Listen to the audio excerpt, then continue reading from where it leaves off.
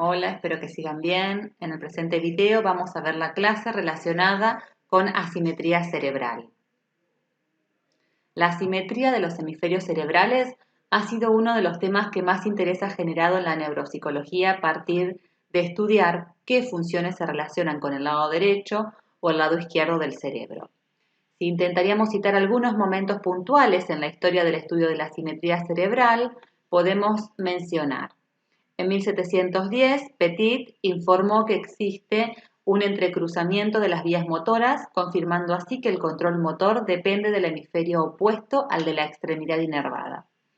En 1861, Paul Broca comenzó el estudio de un paciente que apodaron Tan, porque esa era la única sílaba que podía pronunciar.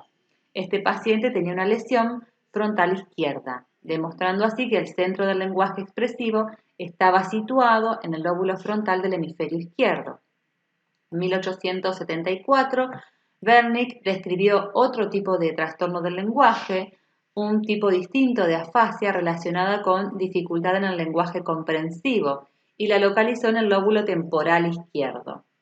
Y otro hito importante se dio en 1900 cuando Liebman, quien se abocó al estudio de las apraxias, comprobó que las apraxias causadas por lesiones del hemisferio izquierdo eran de mayor gravedad que las provocadas por lesiones homólogas en el hemisferio derecho. ¿Cómo se conectan ambos hemisferios cerebrales? A partir de comisuras interhemisféricas.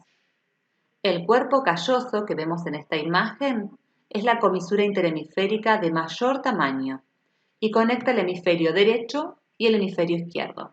Su función más importante tiene que ver con la transferencia inmediata y la unificación de la información sensorial recibida por los dos hemisferios, o sea que les permite mantenerlos conscientes de lo que sucede en cada uno de ellos.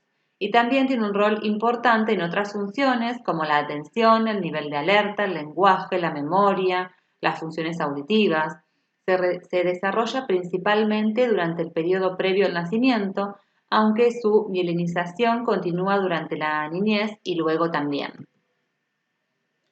Anteriormente, dentro de la corriente localizacionista, que ya la vimos en clases anteriores, se utilizaba el término dominante para hacer referencia al hemisferio izquierdo como predominante, el lado contralateral a la mano predilecta, y el cual manejaba las funciones lingüísticas. Esta vinculación con el lenguaje ha tenido posiblemente que ver con su consideración como dominante, por su rol importante en la comunicación y en el pensamiento, no dándole la misma importancia a otras funciones que estaban relacionadas con el hemisferio derecho, el cual fue considerado por mucho tiempo como el hemisferio no dominante o también menor, o se les llamaba silencioso.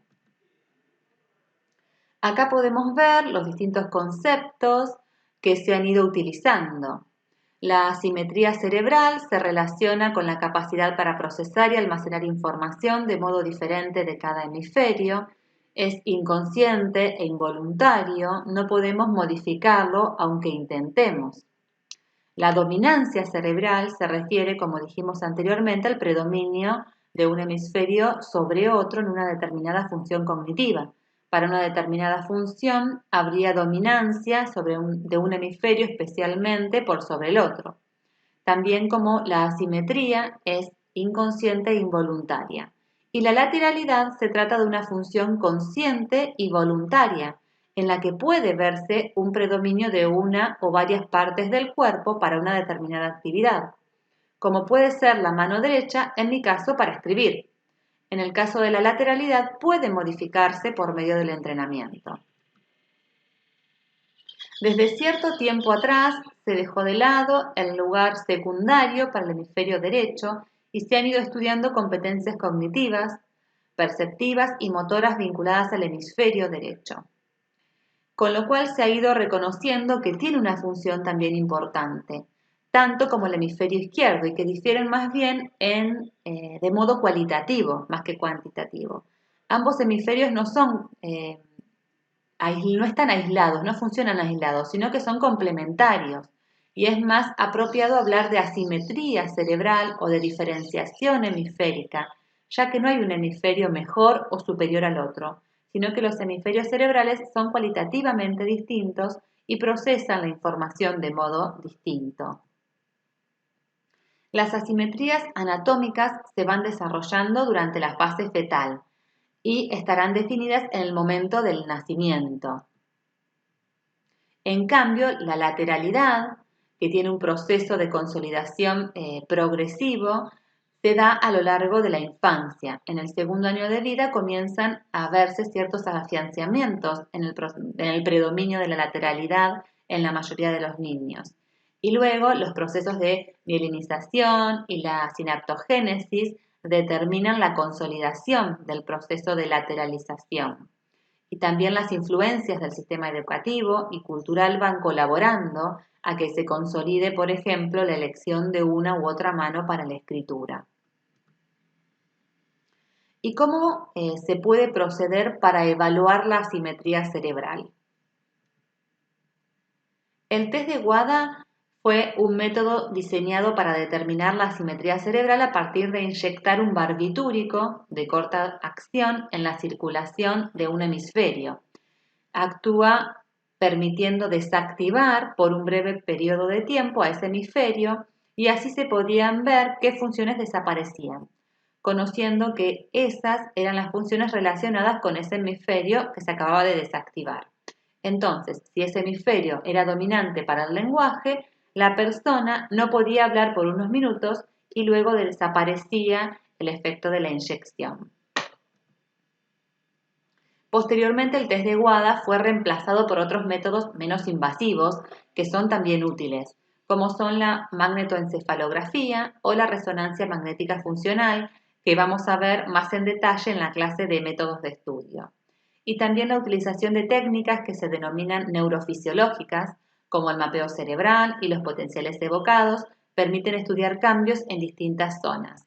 Y otras técnicas que también vamos a ver más adelante con mayor profundidad es el PET y el SPECT, que permiten detectar modificaciones metabólicas según se vayan activando distintas áreas durante el procesamiento de la información. Otro modo de evaluar, y para ir finalizando lo que tiene que ver con evaluación, que solemos utilizar más los psicólogos, son los cuestionarios, que son útiles para evaluar la lateralidad. ¿De qué se tratan estos cuestionarios? Son ítems que utilizamos para conocer el uso preferente de una extremidad o de un órgano sensorial. En general los utilizamos para evaluar la preferencia de una mano, del ojo, del pie, para realizar distintas actividades. Son muy fáciles de aplicar, como vemos en la imagen. Se pregunta sobre preferencia de lado para escribir, para dibujar, para patear la pelota, para saltar en un pie o mirar a través de un agujero. Sin embargo, presentan una fiabilidad relativa, ya que únicamente la valoración de la mano utilizada para escribir se aproxima al porcentaje real de zurdos y diestros en la población general. La lateralidad no es una función dicotómica que divida la población en diestros y zurdos en forma excluyente, diríamos, sino que existe un gradiente progresivo entre los diestros completos, los zurdos completos, con diferentes niveles de definición de la lateralidad en función de la actividad demandada. Bueno, y de esta manera finalizamos este video. Continuamos en el próximo trabajando sobre las teorías de la asimetría cerebral.